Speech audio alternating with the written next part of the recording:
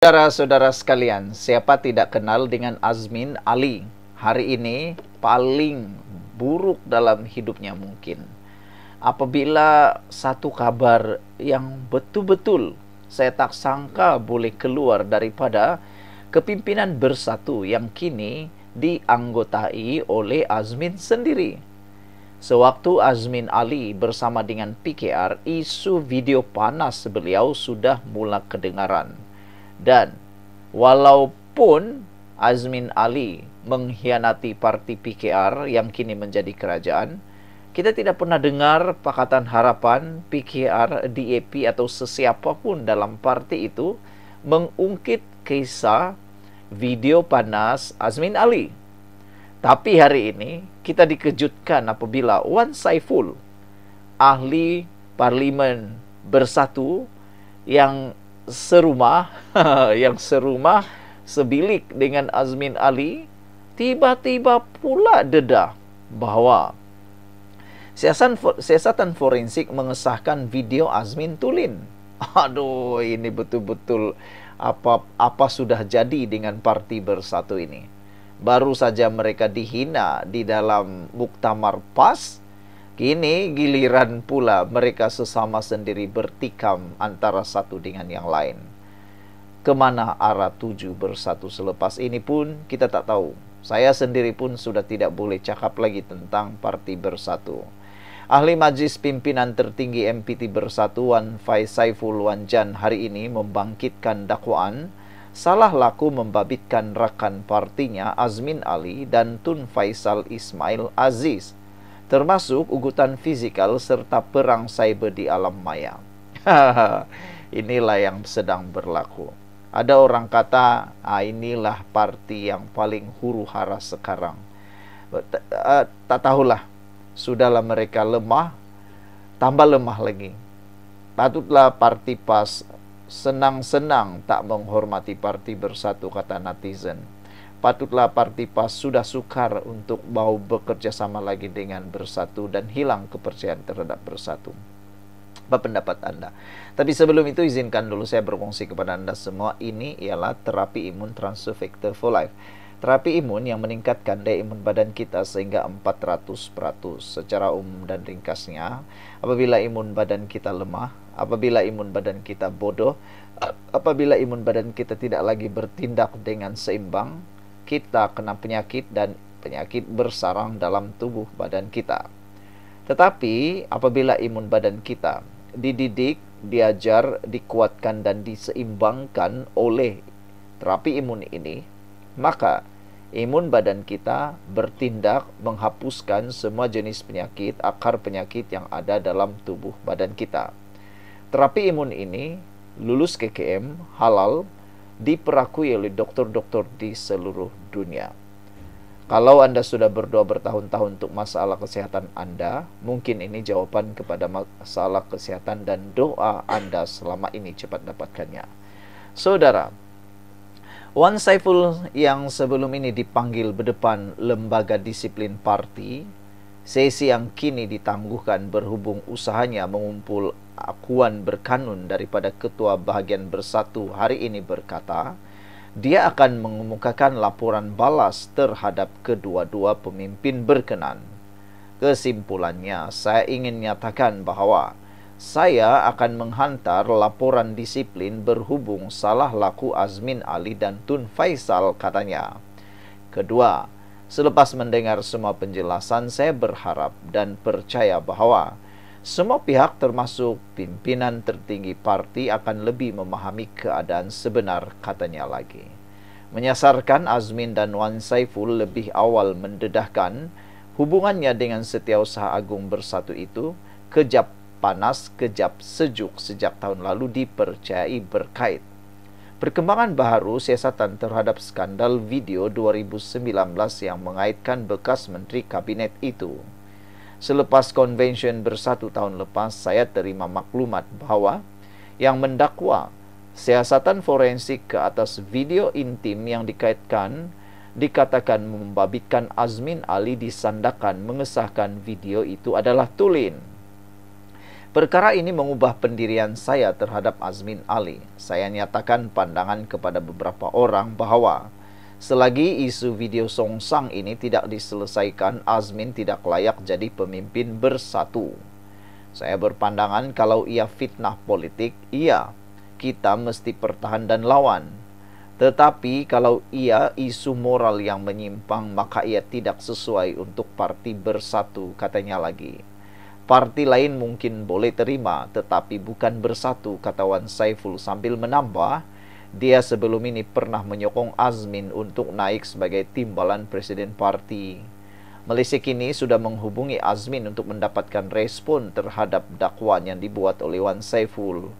Azmin pada 2019 menafikan sekeras-kerasnya apa yang digambarkannya sebagai fitnah jahat terhadap dirinya oleh Haziq Abdullah Abdul Aziz, individu yang mengaku muncul dalam video terbabit.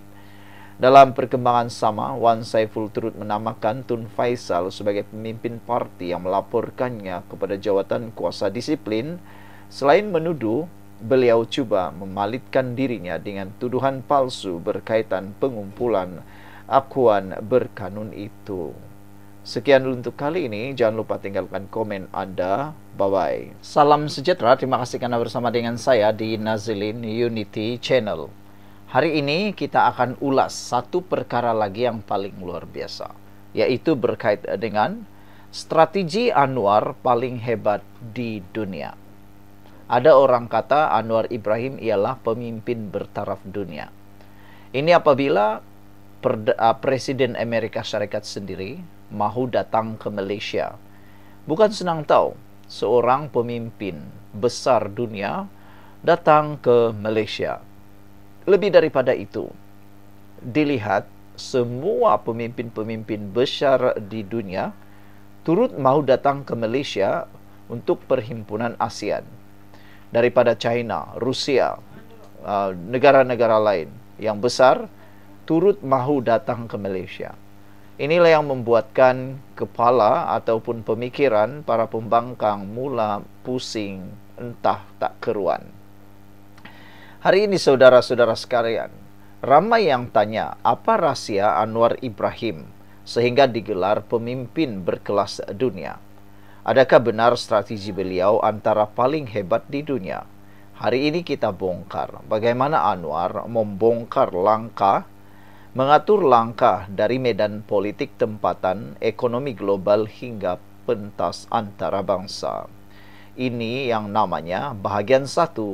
Seni menyatukan musuh. Strategi pertama dan paling hebat ialah kemampuan Anwar Ibrahim menyatukan musuh tradisi. Barisan Nasional dan Pakatan Harapan dulu musuh politik berdarah. Tapi apabila Anwar Ibrahim menjadi Perdana Menteri, apa yang berlaku? Di tangan Anwar, mereka duduk semeja dalam kerajaan perpaduan. Dunia jarang lihat strategi ini berjaya. Biasanya musuh politik terus berpecah. Anwar buktikan musuh boleh jadi kawan, boleh jadi rakan, asalkan ada visi besar untuk negara. Bahagian kedua pula, ekonomi madani dan subsidi bersasar. Sebelum saya teruskan ulasan ini, jangan lupa tinggalkan komen Anda dengan tanda pagar kami benci pembohong. Tapi sebelum itu, izinkan dulu saya berkongsi kepada Anda semua, ini ialah terapi imun Transfer Factor for Life. Terapi imun yang meningkatkan daya imun badan kita sehingga 400%. Secara umum dan ringkasnya, apabila imun badan kita lemah, apabila imun badan kita bodoh, apabila imun badan kita tidak lagi bertindak dengan kuat, bijaksana dan seimbang, kita kena penyakit dan penyakit berakar dalam tubuh badan kita. Tetapi terapi imun ini mengajar, mendidik dan menguatkan imun badan kita supaya jadi bijaksana dan seimbang. Apabila imun badan kita sudah jadi kuat, bijaksana dan seimbang, imun badan itulah yang akan menghapuskan semua jenis penyakit yang ada dalam tubuh badan kita. Imun badan kita bertindak seperti dokter dan tentera dalam tubuh badan kita. Cepat dapatkan produk yang hebat ini Melalui nomor telepon saya yang tertera, produk ini lulus KKM, halal, dan diperakui oleh dokter-dokter di seluruh dunia. Kalau Anda sudah berdoa bertahun-tahun untuk masalah kesehatan Anda, mungkin ini jawaban yang Tuhan hantar untuk Anda hari ini. Cepat dapatkannya sekarang. Saudara, strategi kedua, menjaga rakyat marhain sambil tarik pelabur asing. Ekonomi madani bukan sekadar slogan, tapi satu rangka kerja yang seimbangkan subsidi rakyat dengan disiplin fiskal. Contohnya, RON 95 kekal murah untuk rakyat, tapi subsidi dikawal supaya tidak bocor kepada golongan kaya. Dunia lihat ini sebagai strategi cerdik, reformasi tanpa gegaran besar yang boleh jatuhkan kerajaan. Bahagian 3, diplomasi dunia dan middle power. Strategi ketiga, membina Malaysia sebagai middle power. Anwar tidak tunduk sepenuhnya pada Barat, tidak juga hanyut dengan kuasa Timur. Beliau berani tegur Israel di Gaza. Dalam masa sama, masih diterima di Washington dan Beijing. Inilah strategi pemimpin dunia, mampu jadi jambatan antara kuasa besar tanpa menggadaikan prinsip. Bahagian keempat, krisis dan survival politik. Strategi keempat, ketahanan diri dan karisma. Daripada dipenjara, difitnah, hingga dibuang jawatan, Anwar tetap bangkit. Strategi ini dunia kagum. Seorang pemimpin tidak jatuh kerana ujian, tetapi makin kuat kerana ujian. Karisma beliau bukan sekadar retorik, tetapi kemampuan menyentuh hati rakyat dari kampung kecil hingga ke pentas antarabangsa.